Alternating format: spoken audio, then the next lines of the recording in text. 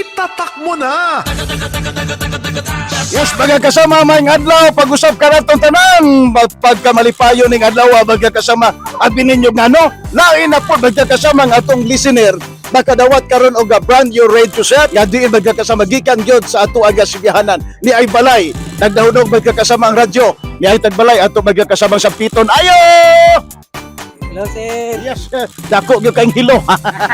Pwede yung dako ang halo gyud ni gyud. Kisa pa nga nato, kasama.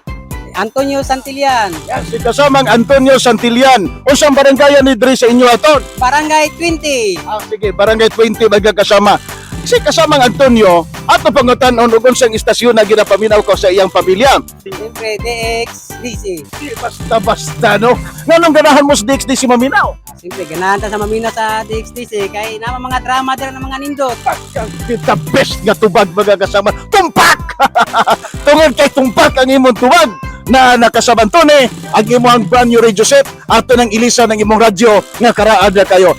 Ton, dawata ton! Salamat.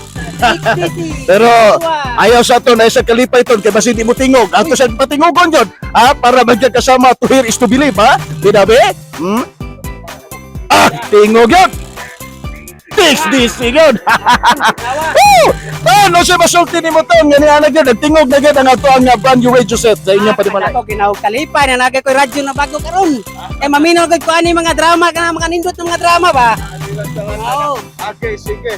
Salamat kay Ton sa kanunay nga pagpaminaw sa DXDC Arimen Davao. O diya magkakasama ako ni Radyo Man Dudong Rin Lumasbog, Tatak Arimen. 621 sa radyo mo. Arimen!